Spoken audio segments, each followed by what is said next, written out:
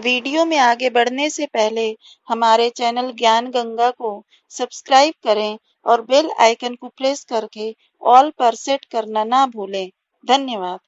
प्यारे बच्चों, आज हम जिस कविता को पढ़ेंगे उसका नाम है चलना हमारा काम है, जिसके रचयिता हैं शिव मंगल सिंह सुमन।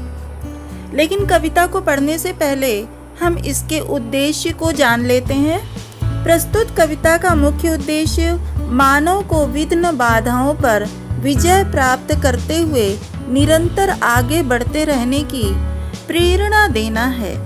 गति ही जीवन है। जीवन में सफलता असफलता सुख और दुख आते जाते रहते हैं। जीवन के खेल में हार जीत लगी ही रहती है, अतः हमें सभी परिस्थितियों के लिए तैयार रहना चाहिए। अपने आप को निरंतर गतिशील रखना चाहिए तथा कभी भी अपने इस उद्देश्य में पूर्ण रूप से सफल हुए हैं। चलिए अब हम कविता को पढ़ते हैं। गति प्रबल पैरों में भरी, फिर क्यों रहूं दर दर खड़ा। जब आज मेरे सामने है रास्ता इतना बड़ा। जब तक न मंजिल पा सकूं तब तक मुझे न विराम है। चलना हमारा काम है, चलना हमारा काम है। अब हम कविता के उपर्युक्त पंक्तियों के अर्थ को भी समझ लेते हैं। कवि यहाँ पर कह रहे हैं कि मनुष्य बड़ी बड़ी चुनौतियों का सामना करने की शक्ति रखता है। वह अकेला ही मार्ग तय कर मंजिल पर पहुँच सकता है। उसे मार्ग में रुक रुक कर किसी दूसरे के सहारे की आवश्यकता नहीं है। यदि उसके पैरों में चलने की शक्ति ना होती तब उसे दूसरे के सहारे की आवश्यकता थी। कभी अभी अपनी मंजिल तक नहीं पहुंच पाए हैं, लंबा रास्ता तय करना बाकी है। कवि कहते हैं कि जब तक वह अपने गंतव्य तक नहीं पहुंच जाते तब तक उन्हें विश्राम करने की अर्थात रुकने की कोई आवश्यकता नहीं है। जीवन पर्यंत आगे बढ़ते रहना ही हमारा कर्तव्य है। मनुष्य गतिशील होकर बड़े से बड़े उद्देश्य को भी प्राप्त कर सकता है। यहाँ कवि ने आजीवन कार्यरत रहने की प्रेरणा प्रदान की है। दूसरा स्ट्रेंजा है। कुछ कह लिया कुछ सुन लिया, कुछ बोझ अपना बट गया। अच्छा हुआ तुम मिल गई, कुछ रास्ता ही कट गया। क्या राह में परिचय कहूँ, राही हमारा नाम है। चलना हमारा काम है, चलना हमारा काम है। कवि उपर्युक्त पंक्तियों को समझाते हुए कहते हैं कि जीवन रूपी मार्ग पर चलते हुए अनेक राही हमें मिलते हैं। उनसे अपने सुख दुख को बांटकर मन का बोझ हल्का हो जाता है। दुख बांटने से हमेशा कम होता है और सुख बांटने से बढ़ता है। कवि अपनी प्रेमिका पत्नी के आभारी हैं कि वह जीवन के मार्ग पर चलते हुए उन्हें मिल गई हैं। उनके साहचर्य में कुछ समय सुख दुख कहते सुनते सरलता से व्यतीत हो गया है। कवि कहते हैं कि इस मार्ग में चलते हुए मैं अपना क्या परिचय बताऊं।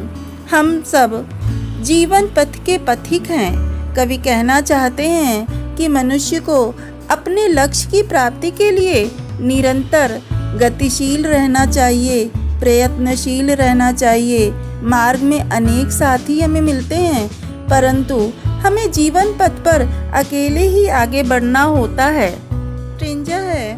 जीवन अपूर्ण लिए हुए, पाता कभी खोता कभी।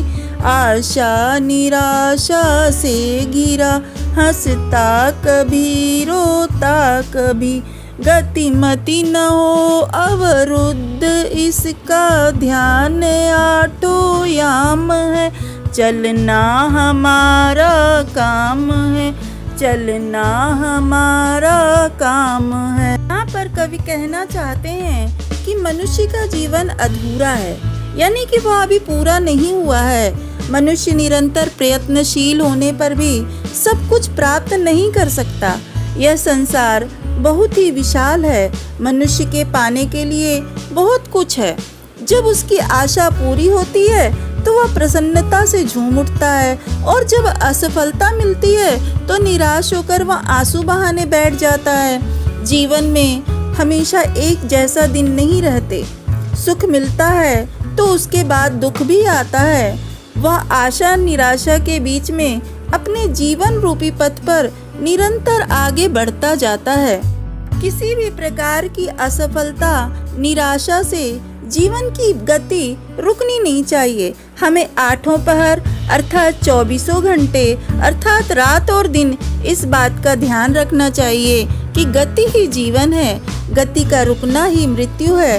अतः हमें अपने मार्ग पर आगे की ओर बढ़ते ही रहना चाहिए, अग्रसर ही होते रहना चाहिए। कविता की चौथी स्ट्रेंजा है, इस विशद विश्व प्रवाह में किसको नहीं बहना पड़ा, सुख दुख हमारी ही तरह किसको नहीं सहना पड़ा। फिर व्यर्थ क्यों कहता फिरूं, मुझ पर विधाता वाम है, चलना हमारा काम है, चलना हमारा काम है। यहाँ पर कवि कहते हैं कि यह संसार बहुत ही बड़ा है। इस संसार के व्यापक कार्यकलापों में होने वाले सुख दुख से सभी प्रभावित होते हैं। सभी के जीवन में सुख और दुख समान गति से आते और जाते रहते हैं। दुनिया में कोई भी ऐसा मनुष्य नहीं है जिसके जीवन में केवल दुख ही दुख हो, या कोई भी ऐसा व्यक्ति नहीं है जिसके जीवन में केवल सुख ही सुख हो। सुख और दुख सभी के जीवन के अनिवार्य अंग हैं। भी केवल अनोखे व्यक्ति नहीं हैं जिनके जीवन में दुख आया है। कवि स्वयं को सांत्वना देते हुए कहते हैं कि बेकार में ही यह क्यों कहें कि वह अभागे व्यक्ति हैं। इस सांत्वना से वे निरंतर आगे बढ़ते रहने की प्रेरणा उन्हें प्राप्त होती है। अतः चलते रहना ही हमारा कर्तव्य है। जीवन पथ की कठिनाइयों पर विजय प्राप्त करते हुए आगे बढ़ते रहना ही हमारा कर्तव्य है। सभी मनुष्य को इसका ध्यान रखना चाहिए। कवि की यही प्रेरणा है। पांचवी स्ट्रेंजा है, मैं पूर्णता की खोज में दर दर भटकता ही रहा, प्रत्येक पग पर कुछ न कुछ रोड़ा अटकता ही रहा, पर हो निराशा क्यों मुझे, जीवन इसी का नाम है, चलना हमारा काम है, चलना हमारा काम है। उपर्युक्त पंक्तियों को समझाते हुए कवि कहते हैं कि मनुष्य कभी पूर्ण नहीं हो सकता। प्रत्येक व्यक्ति में गुण और अवगुण दोनों का समावेश होता है। हर व्यक्ति में कुछ न कुछ दोष जरूर होते हैं। कवि कहते हैं कि वह संपूर्ण मानव बनना चाहते थे पर नहीं बन सके। हाँ, इस प्रयत्न में वे हमेशा भटकते जरूर रहे। वह जिस ओर भी अपना कदम बढ़ाते वहीं रुकावटें आकर खड़ी हो जाती। कभी वह उस रुकावट पर विजय भी पा लेते, पर सदा ऐसा नहीं होता। लेकिन निराश होकर कभी प्रयत्न करना बंद नहीं करते।